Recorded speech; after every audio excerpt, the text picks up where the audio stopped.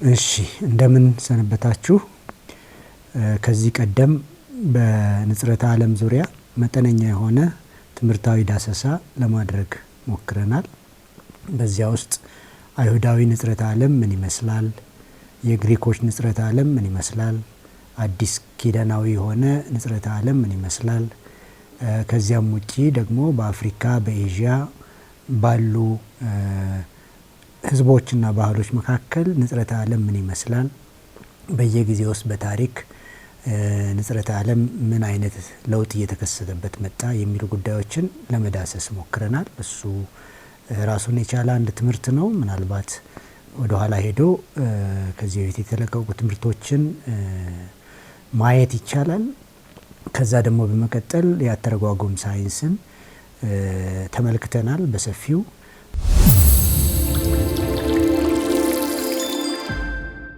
ዛሬ ደግሞ የኦሪት መጽሐፍት የሆኑትን እንዳስሳለን። የዛሬ ትምህርታችን የኦሪት መጽሐፍት ትምህርታዊ ዳሰሳ ነው። የኦሪት መጽሐፍት ትምህርታዊም ትርጉማዊም ዳሰሳ ነው። ማለት ትንሽ አፕሮቻችን አካዳሚክ ለማድረግ እንሞክራለን። ምክንያቱ ምንድን ነው? ይሄ ሴሽን በዚህ ክፍል ወይም በዚህ ይዘት በትምህርት ደረጃ በሰፊው ነገሮችን ለማየት ለሚፈልጉ የተዘጋጀ ትምህርት ነው። ከዚህ የኦሪት መጽሐፍት ውስጥ ስብከቶችን የመጠበቅ ሁኔታ ካለ እሱን አይደለም አሁን እዚህ የምናደርገው። ከዛ ወጣ ባለ መንገድ ትንሽ አካዳሚክ እንዲሆን ለማድረግ በማሰብ የተዘጋጀ ትምህርት መሆኑን አስቀድሜ መናገር እፈልጋለሁኝ። ስለዚህ እዚህ ጋር የምናየው ጉዳይ ትምህርታዊና ትርጉማዊ የሆነ ዳሰሳ ነው። ስለዚህ በአጭሩ የኦሪት መጽሐፍት ትርጉማዊና ትምህርታዊ ንባብ ልንለው እንችላለን። hermeneutical and academic reading of the books of the Pentateuch ልንለው እንችላለን ማለት ነው። እዚህ ላይ መጀመሪያ የሚነሳው ጥያቄ የኦሪት መጽሐፍት እነማን ናቸው የሚል ጥያቄ ነው። የኦሪት መጽሐፍት ብለን ስንል ምን ማለታችን ነው? ማንኛውም ሰው ይህንን መልእክት ሲሰማ የትኛውን ጉዳይ ነው እየጠቀሱ ያሉት የሚል ጥያቄ ሊፈጥር ይችላል። አንዱ እሱ ነው። 4 መጽሐፍቶች ናቸው? 5 መጽሐፍቶች ናቸው? 6 መጽሐፍቶች ናቸው? ከመጽሐፍ ቅዱስ ክፍል ውስጥ ከብሉይ ኪዳን የትኛውን ክፍል ነው ኦሪት የምንለው የሚለው ጉዳይ አብዛኛው ሰው የመለየት ችግር ባይኖርበትም ግን አድማጭ ሁሉ ላያውቀው ስለሚችል፣ ተመልካች ሁሉ ላያውቀው ስለሚችል የኦሪት መጽሐፍት አሁን ባሉበት ሁኔታ 5 መጽሐፍቶች ናቸው። ዘፍጥረት፣ ዘጸአት፣ ዘሌዋውያን፣ ዘሁልቁና ዘዳግም የምንላቸው ነው። ግን በዚህ ሁኔታ ከመዋቀራቸው በፊት 4ም ነበሩ የሚል ጥናት ስላለ፣ 6ም ነበሩ የሚል ጥናት ስላለ እሱን ዝም ብሎ አእምሮ ላይ ማስቀመጥ ይቻላል። ስለዚህ የኦሪት መጽሐፍት እነማን ናቸው ለሚለው ለጊዜው በስሱ እንደዚህ ብለን ብናልፈው ጥሩ ነው። በዚህ ሰዓት 5ቱ የኦሪት መጽሐፍት የሆኑትን የመጀመሪያውን የብሉይ ኪዳን ክፍል የምናይበት ዝርዝር ውይይት ነው ማለት ነው። ከዚህ ጋር ተያይዞ ደግሞ የምናነሳው ጉዳይ የኦሪትን መጽሐፍት ማጥናት ለምን ያስፈልጋል? ምንድን ነው አስፈላጊነቱ? ምንድን ነው ምክንያቱ ምንድን ነው የሚል ነገር ማንሳት ይኖርብናል። አስፈላጊነቱን እዚህ ላይ እንዲመጣ ያደረገው ወይንም ደግሞ በዚህ በአካዳሚክ ሲሪስ ውስጥ በትምህርታዊ ውይይት ውስጥ እንደ ኮርስ እንደ ትምህርት ሆኖ እንዲገባ የተወሰነበት ዋናው ዓላማ ምንድን ነው? አንደኛ የኦሪት መጽሐፍት ለብሉይ ኪዳንም ሆነ ለአዲስ ኪዳን መሰረት ናቸው ተብሎ ስለሚታመን ስለሆኑ ብዙ ብሉይ ኪዳን ላይ የተረፉት የመጽሐፍ ቅዱስ የብሉይ ኪዳን ዝርዝሮች ውስጥ ያሉ ይዘቶች በሙሉ የሚዳኙት በኦሪት መጽሐፍት ስለሆነ፣ ይሄም ብቻ ሳይሆን በአዲስ ኪዳን ውስጥ ያሉ ብዙ ሀሳቦችም መሰረታቸውን ምሳሌያቸውን ከኦሪት መጽሐፍት የሚያገኙ ስለሆነ በዚህ ምክንያት የኦሪት መጽሐፍት እንዲጠኑ የግድ ይላል ማለት ነው። ይሄ መጀመሪያው ጉዳይ ይሆንና ሁለተኛው ደግሞ ዘመን በተለወጠ ቁጥር፣ ስልጣኔ በመጣ ቁጥር የተለያዩ አይነት አስተሳሰቦችን ዓለማችን ማስተናገድ በጀመረችበት ጊዜ በተለይም በትምህርት ተቋማት፣ በስነ መለኮት ተቋማት፣ በተለይ ደግሞ የነጻ አስተሳሰብ አራማጆች በሚያነሷቸው ጥያቄዎች ምክንያት በተለይ የኦሪት መጽሐፍት በክፉ ሁኔታ ስለተብጠለጠሉ ታማኝነታቸው ጥያቄ ውስጥ እየገባ ስለሆነ ዛሬ ብዙ ሰዎች ከኦሪት መጽሐፍት ለመስበክም ለማስተማርም ስለሚቸገሩ ከሚቀርቡ ትችቶች በመነሳት መጽሐፍ ውስጥ ያሉ አንዳንድ ቀውስ የሚመስሉ ጉዳዮች፣ እርስ በርስ ያልታረቁ የተዛቡ የሚመስሉ ሀሳቦች ወይንም ቃላቶችን በመከተል ስነ ጽሁፎቹን የማጣጣል አይነት አካሄዶች ስላሉ የኦሪት መጽሐፍቶችን በትምህርት መልኩ እንደገና ማጥናት እንደገና ማቅረብ አስፈላጊ ሆኖ ተገኝቷል።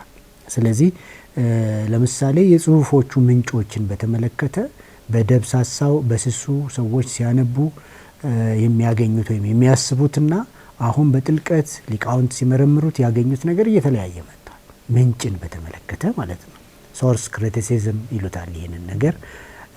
እነዚህ ጽሁፎች ጸሐፊዎቹ መልክ ሲሰጧቸው፣ ሲያደራጇቸው፣ ሲጽፏቸው ምን አይነት ምንጮችን ተከትለው ነው የጻፉት የሚለውን ሀሳብ የያዘ የሶርስ ክሪቲሲዝም ጉዳይ እዚህ ጋር አለ።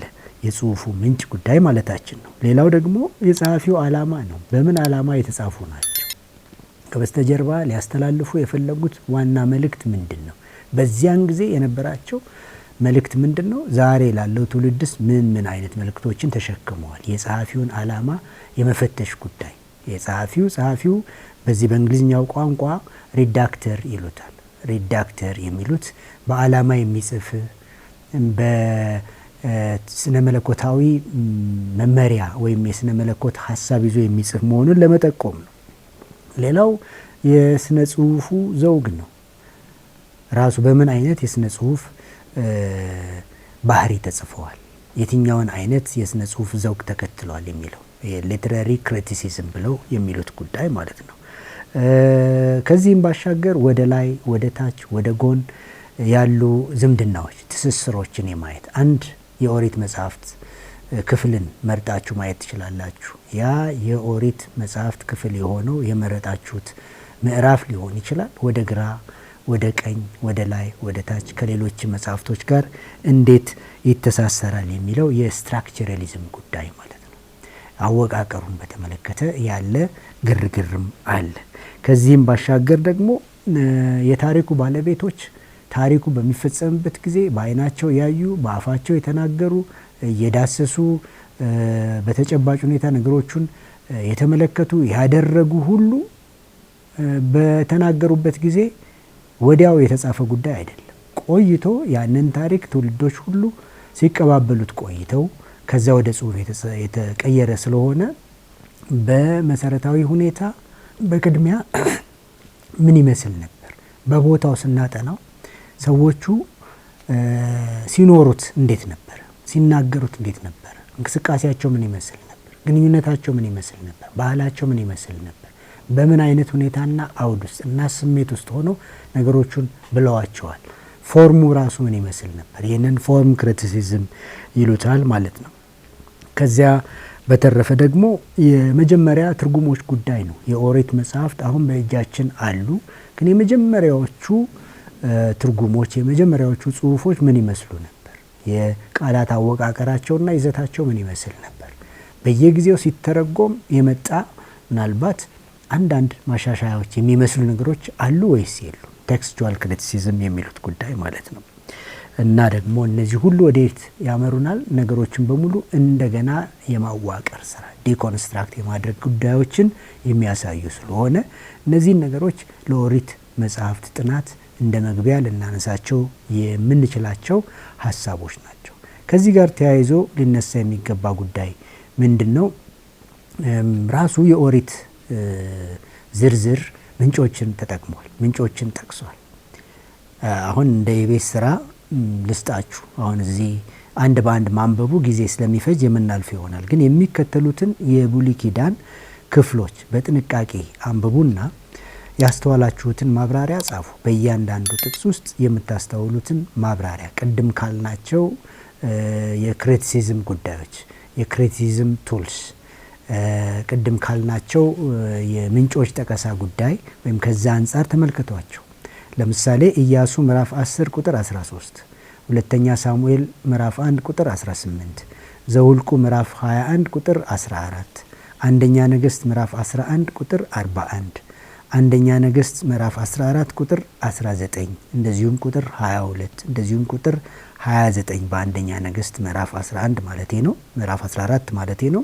እንደዚሁ ሁለተኛ ነገሥት ምዕራፍ 1 ቁጥር 18፣ ሁለተኛ ዜና ምዕራፍ 9 ቁጥር 29፣ ምዕራፍ 12 ቁጥር 15፣ እንደዚሁ በአንደኛ ዜና ምዕራፍ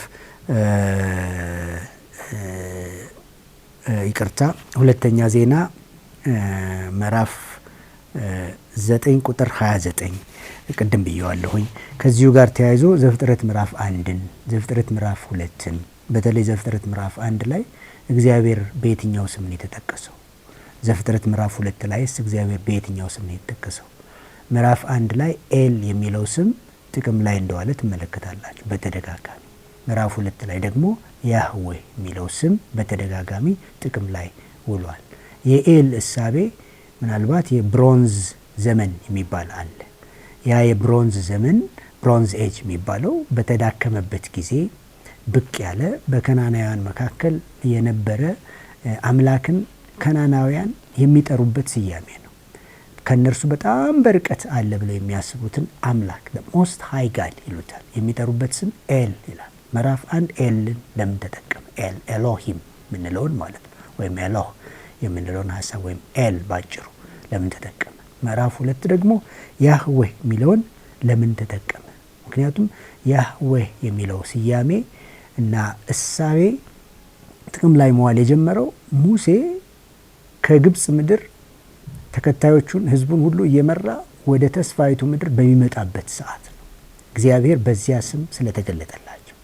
ስለዚህ ዘፍጥረት ላይ የምናየው የምዕራፍ 1 እና የምዕራፍ 2 ጉዳይ ኤልን ምዕራፍ 1 ላይ ያመጣዋል፣ ያህዌ የሚለውን ደግሞ ምዕራፍ 2 ላይ ያመጣዋል። ለምን? ይህንን ሊቃውንት በጣም ይጠይቃሉ። በዚህ በኦሪት መጽሐፍት ጥናት ውስጥ አንዱ የሚነሳ ጉዳይ ስለሆነ ወደ ዘጸአት ምዕራፍ 2 ቁጥር 18 ወይም ምዕራፍ 18 ቁጥር 1 ላይ ራሱ ሩኤል የሚለው ሀሳብ፣ ጄትሮ የሚለው ሀሳብ፣ ዮቶር እና ራጉኤል የሚለው ሀሳብ ለአንድ ሰው ስያሜ ስለነበረ እንዴት ሁለት ስያሜ ሊጠቀም ቻለ? እነዚህ ነገሮች ምናልባት ከበስተጀርባ ያሉ ምንጮችን የሚጠቁሙ ጉዳዮች ናቸው። እነዚህ ጉዳዮች በነገስታት መዋዕል የተጻፉ አይደለምን? እነዚህ ጉዳዮች በባለራእዮች በእከሌ በተባለው ባለራእይ መዋዕል የተጻፈ አይደለምን? ይሄ ጉዳይ እከሌ በተባለው ነቢይ መዋዕል የተጻፈ አይደለምን? የሚል የምንጭ ጠቀሳዎችም አሉ። ስለዚህ እነዚህ አሁን የዘረዘርኳቸውን የመጽሐፍ ቅዱስ ክፍሎች፣ የብሉይ ኪዳን ክፍሎች በግላችሁ አንብቡና ከዚህ ከሶርስ ክሪቲሲዝም አንጻር ምን ጉዳዮችን ይጠቁመናል የሚለውን ነገር ተመልክታችሁ የራሳችሁን ሪፖርት እንድትሰሩ አበረታታችኋለሁኝ። በጣም ወደ ዝርዝር አልገባም፣ ነገር ግን እናንተ በዝርዝር ነገሩን ልትጽፉት ትችላላችሁ። ሰፋ ባለ መንገድ ነገሮችን ማየት የምንፈልግበት ፍላጎት ቢፈጠር ያው ወደ ትምህርት ቤቱ ወደ ተቋሙ መምጣት የግድ ይላል ማለት ነው። ከዚሁ ጋር ተያይዞ አነባበባችንና ትርጉማችን እንዴት ይሁን? የኦሪት መጽሐፍትን አካዳሚያዊ በሆነ ትምህርታዊ በሆነ እና ትርጉማዊ በሆነ መንገድ ማንበብ መማር ብለን ስላልነው ምን አይነት የትርጉም መነጽር እንጠቀም? ወደ ኋላ በስነ ትርጉም ዙሪያ የሰጠነውን ትምህርት ሄዶ እንደገና ማዳመጥ መልካም ነው። እዚህ ጋር ግን ባጭሩ የነገረ መለኮት ዓላማን በመከተል የኦሪት መጽሐፍትን መረዳት እንችላለን። የኦሪት መጽሐፍት ታሪክን በጣም ሳይንሳዊ በሆነ መንገድ ሊያስቀምጡልን የተጻፉ መጽሐፍት አይደሉም። ከነዚያ መጽሐፍት ውስጥ ታሪካዊ የሆነ እማኝነትን ለማግኘት መሞከር ይቻል ይሆናል፣ መፈለግ ይቻላል። ነገር ግን ብዙም ውጤታማ ብዙም ስኬታማ ላንሆን እንችላለን። በጣም ሳይንቲፊክ በሆነ ማይንድ በኦሪት መጽሐፍት ውስጥ የተዘረዘሩ ሀሳቦችን ሳይንሳዊ የሆነ ማስረጃ እንዲሆኑ ማሰብም መከራከርም ብዙ ርቀት የሚወስደን አይመስለኝም። ነገር ግን ከነገረ መለኮት እሳቤ አኳያ የተጻፉ መሆናቸውን ስናስብ ልንረዳ የምንችልበትን አግባብ ያመጣልናል ማለት ነው። እነዚህ ጉዳዮች ቲዮሎጂካል ቲም ያላቸው መሆኑን ማሰብ አንዱ አካሄድ ነው። ከዚያ ባሻገር ደግሞ የተለያዩ አይነት የትርጉም መስመሮችን መከተል፣ የአተረጓጉም ሳይንሶችን መከተል። ይህንንም ቅድም ባልኩት የትርጉም ሳይንስ ትምህርት ውስጥ የተካተተ ስለሆነ ኮምፕሬሄንሲቭ የሆነ ሄርሜኔቲካል ቱልስ በመጠቀም የኦሪት መጽሐፍቶችን መረዳት የምንችልበት ትምህርታዊ ስልት ይሰጠናል ማለት ነው። ከዚህ ጋር ተያይዞ በሁለተኛ ደረጃ የምናነሳው ጉዳይ የኦሪት መጽሐፍት የአምላክና የሰዎችን ተግባቦት የሚጠቁመን መጽሐፍ ነው። ሰዎች ከእግዚአብሔር ጋር ወይንም ከአምላክ ጋር እንዴት ተግባቡ፣ መቼ ተግባቡ፣ በምን አይነት ሁኔታ፣ የት ቦታ ላይ ተግባቡ የሚለውን የሚጠቁመን ነው። እግዚአብሔር ወደ ሰዎች እንዴት ቀረበ፣ ሰዎችም እግዚአብሔርን እንዴት አገኙት የሚለውን ይሄ ዲቫይን ሂውማን ኢንቴሊጂቢሊቲ ዲቫይን ሂውማን ኢንቴሊጂቢሊቲ አን ኢንቴሊጂቢሊቲ የሚባሉ ጉዳዮችን የሚጠቁመን መጽሐፍ መሆኑን ማየት ተገቢ ነው። ከዚህ ጋር ተያይዞ ደግሞ በሶስተኛ ደረጃ ልናነሳ የሚገባ ቁም ነገር መልክዓ ምድሩን መፈተሽ በጣም ተገቢ ነው። ታሪኩን መፈተሽ በጣም ተገቢ ነው። ባህሉን መፈተሽ በጣም ተገቢ ነው። እነዚህን ጉዳዮች በዚያ ዘመን የነበረው መልክዓ ምድር እናም ታሪክ እናም ባህል የመሳሰሉ ጉዳዮች ምን ይመስሉ ነበር የሚለው በጣም በጣም ወሳኝ ነው። ከዚሁ ጋር ተያይዞ ደግሞ የቅድስና ጉዳዮችም አሉ። ለእግዚአብሔር መቀደስ፣ ስፍራዎችንም ለእግዚአብሔር መቀደስ፣ ለአምላክ መቀደስ፣ ቅዱስ የሆነውን እግዚአብሔርን ማወቅ፣ ቅዱስ ከሆነው እግዚአብሔር ጋር ያሉ ኪዳናዊ ግንኙነቶችንም የሚጠቁም መጽሐፍ መሆኑን ማሰብ ተገቢ ነው። እንደዚህ ብለን እንግዲህ ወደ 10 ትምህርቶችን ከዚህ ውስጥ እያወጣን እናያለን ማለት ነው። ትምህርቱን በጣም የተሟላ የሚያደርገው በደርዙ በክፍሉ ስናየው ስለሆነ ክፍል 1 ላይ ትምህርት 1፣ ትምህርት 2፣ ትምህርት 3 ተካቶ እናገኘዋለን እና ክፍል 1 ትምህርት 1 ሳሳ ያሉ ጉዳዮችን የሚዳስስ ሆኖ የምናየው ጉዳይ ነው። እዚህ ላይ ለምሳሌ የተዛቡ የሚመስሉ ያልታረሙ የሚመስሉ ዘገባዎች እንዴት ሊካተቱ ቻሉ የሚል ጥያቄ ብዙ ጊዜ ይፈጠራል። ብዙ ጊዜ መጽሐፍ ቅዱሳቸውን የሚያነቡ የተማሩ ሰዎች የሚገጥማቸው ተግዳሮት ይሄ ነው። እያነበቡት ሲሄዱ ትንሽ የመንገጫገጫ አይነት ስሜት ውስጥ ይገባሉ። እንደዚህ የተዛቡ የሚመስሉ እርስ በርስ የማይታረቁ የሚመስሉ ያልታረሙ አይነት ዘገባዎች እዚህ ውስጥ እንዴት ተካተቱ የሚል ጥያቄ ያመጣሉ። ምክንያቱም መጽሐፉ ቅዱስ መጽሐፍ ነው፣ እስትንፋሰ እግዚአብሔርንም የያዘ መጽሐፍ ስለሆነ እነዚህ ነገሮች ሲካተቱ ትንሽ ግርታ ውስጥ ይገባሉ። ያልተመለሰልኝ ጥያቄ ይሄ ነው ብለው የሚጠይቁኝ ወዳጆች አሉ። ስለዚህ አንድ ነገር ነው ማሰብ ያለብን። እነዚህ ጽሁፎች አፈ ታሪክ ሆነው ለረጅም ጊዜ ሲነገሩ ቆይተው ወደ ጽሁፍ በሚቀየሩበት ጊዜ በሚነገሩበትም በሚጻፉበትም ጊዜ ሰውና እግዚአብሔር የድርሻቸውን እየተወጡ የተዋቀረ መሆኑን መዘንጋት የለብንም። ስለዚህ ከእግዚአብሔር አቅጣጫ ምንም አይነት ጉድለትም ስህተትም መዛባትም እርምት የሚፈልገውም ነገር ሊመጣ አይችልም። ሰው ግን የእግዚአብሔርን መልእክት ሲቀበል የመቀበልና የመሸከም የመረዳትም አቅሙ ቋንቋውም የባህሉም ማነስ ወይንም መገደብ ስላለ በዚህ ምክንያት አንዳንድ የተዛቡ የሚመስሉ ያልታረሙ የሚመስሉ ጉዳዮች ሊያጋጥመን ይችላል።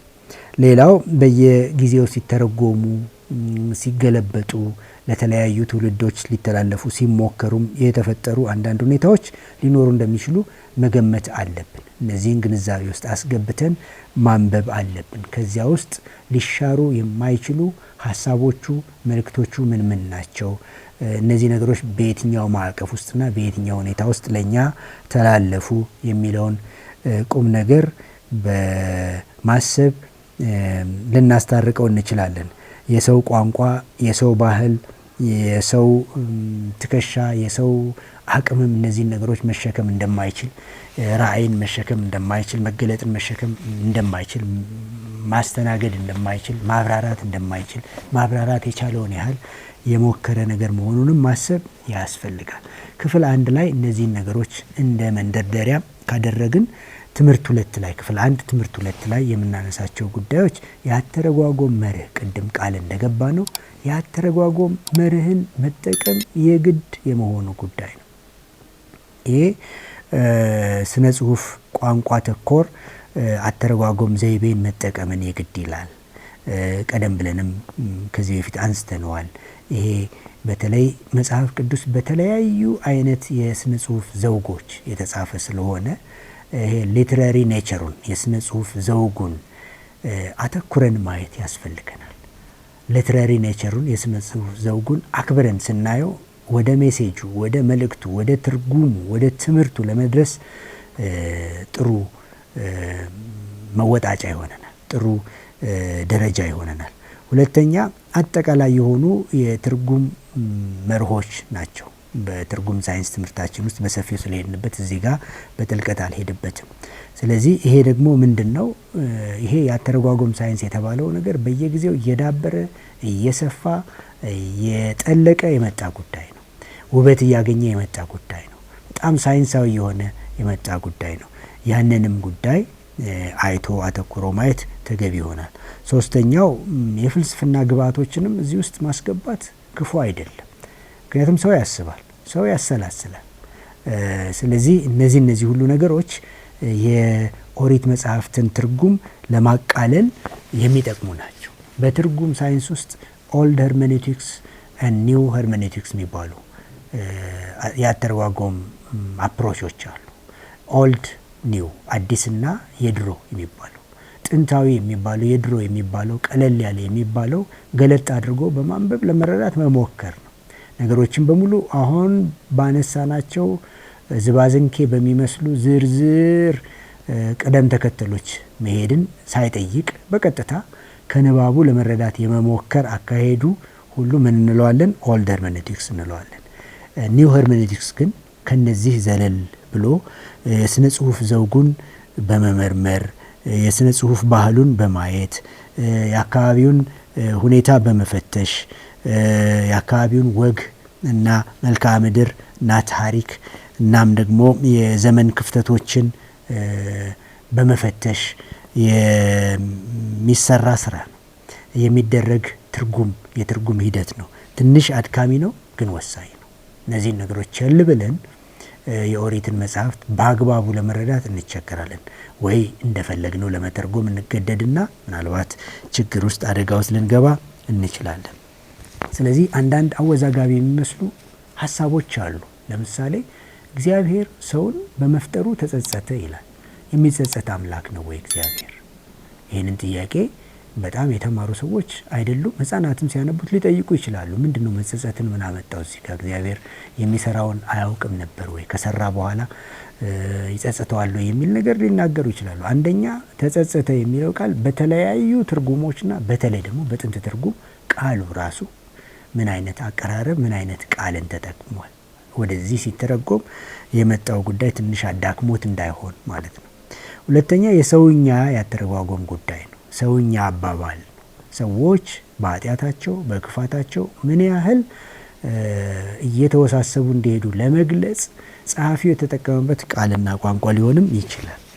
የሶስተኛ ወገን አጻጻፍ ሁኔታ፣ ታሪኩ፣ ሂደቱ፣ ኩነቱ ሲከናወን ያልነበረ ሰው ነገር ግን ታሪኩና ወጉን የሰማ የተረዳ ሰው ሲጽፈው ቆይቶ ስለሚጽፈው ጸሐፊውን ሶስተኛ ወገን እንለዋለን ማለት ነው። ፈርስት ፐርሰን ሪፖርት አይደለም፣ ሰከንድ ፐርሰን ሪፖርትም አይደለም፣ ሰርድ ፐርሰን ሪፖርት ነው። እነዚህ ነገሮችም ግብአት ውስጥ መግባት አለባቸው። ከዚህ ጋር ደግሞ ተያይዞ የሚመጣ ጉዳይ የጸሐፊው ዓላማ ነው። ጸሐፊው ሲጽፍ ታሪክን ለማስፈር ከማሰብ ይልቅ ታሪኩን ለትምህርት ዓላማ ተጠቅሞበት የጻፈው መሆኑን ማሰብ በጣም ወሳኝ ነው። እነዚህንና የመሳሰሉ ጉዳዮችን ማሰብ ተገቢ ነው። ወደ ኋላ ሄደው የጻፉት መሆኑን የሪትሮስፔክት ጉዳይን ማሰብ ተገቢ ነው። ትምህርት 2 ከሞላ ጎደል እነዚህን ጉዳዮች የሚይዝልን ይሆናል ማለት ነው። ወደ ትምህርት 3 ስንመጣ ታሪካዊ ጉዳዮችን አተኩሮ ማየት፣ በዚያ ጊዜ የነበረውን ታሪክ ማለት ነው። የእኛን ታሪክ አይደለም፣ የእኛን ሀገር ታሪክ አይደለም። ከኛም ቀደም ያሉ አንዳንድ ሀገር ታሪኮችን እና በዚያ መነጽር ያንን የማንበብ ጉዳይ አይደለም። የኦሪት መጽሐፍትን እና የኦሪት ነዋሪዎችን የኦሪት ሰዎችን በራሳቸው ታሪክ፣ በራሳቸው ባህል፣ በራሳቸው መልክዓ ምድር አንድ የቤት ስራ እዚህ ላይ ብጨምርላችሁ የጥንቱን የመካከለኛ ምስራቅ ቦታዎችን በተሻለ የቴክኖሎጂ አማራጮች ሰርች አድርጋችሁ መርምሯቸው። የጥንቱን ያልኩት የዘንድሮውን ሳይሆን ማለት ነው። መልክዓ ምድሩ ምን ይመስላል? ታሪክና ባህላቸው ምን ይመስላል? በጊዜው የነበረው ወግ ምን ይመስላል? ካስተማቸው ምን ይመስላል? ቋንቋቸው ምን ነበረ?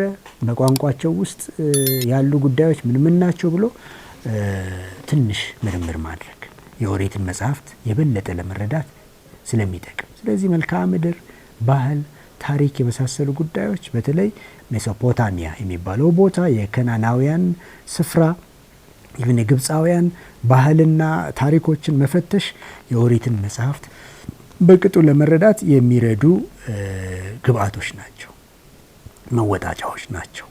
እነዚህ አድካሚ ናቸው። ቅድምም መግቢያዬ ላይ ብያለሁኝ።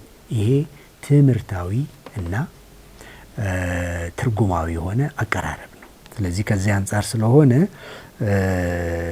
በዚህ ሂደት ውስጥ ለማለፍ የማይፈቅድ ሰው ከወዲሁ ሊደክመው ይችላል። ነገር ግን እነዚህን ሂደቶች በመጠቀም የበለጠ የበለጸገ ቁመና እንዲኖረው የሚፈልግ ሰው ሊጠቅመው ይችላል። ሌላው የኦሪትን መጽሐፍት ማን የጻፈው የሚል ጥያቄም ደግሞ አለ። ማን የጻፈው? ሙሴን የጻፈው? ኢያሱን የጻፈው? ሌሎች ናቸው የጻፉት? የተጻፈበት ጊዜስ መቼ ነው? አንዳንዶች በሙሴ ዘመን አብዛኛው ተጽፏል። አንዳንድ ጉዳዮች ሙሴን የተመለከቱ ግላዊ ጉዳዮች፣ የሞቱን ጉዳይ፣ የትህትናውን ጉዳይ በተመለከተ ሙሴ ራሱ አልጻፈውም፣ ኢያሱ ማሟያ ሰርቷል የሚሉ ሰዎች አሉ። ሙሴ ለመጻፉ የሚከራከሩ ሊቃውንቶችም ጭምር እንዳሉ እናስባለን። አይ በሙሴ ዘመንስ የጽሁፍ ቴክኖሎጂስ ነበረ ወይ? በጊዜው የነበሩ ሁኔታዎች ለምሳሌ 10ቱም ትእዛዛት ተጻፈለትም የሚባለው ጻፈም የሚባለው በአለት ላይ ነው፣ በቁራጭ አለት ላይ ነው፣ ታብሌት ላይ ነው የጻፈው። እና ምን ያህል ታብሌት ያስፈልገዋል? አጠቃላይ የኦሪትን መጽሐፍቶች በሙሉ ወደ ጽሁፍ ለመቀየር። ስለዚህ ኦራሊ ተናግሮት ሙሴ ኦቶሪቲ ነው ብለን ብንወስደው፣ ባለቤት ነው ብለን ብንወስደው አይሻልም ወይ? ጸሐፊውን ሌላ ብናደርግ አይሻልም ወይ? የጽሁፍ ቴክኖሎጂ በመጣ ጊዜ የተጻፈ ነው የሚሉ ሰዎችም አሉ።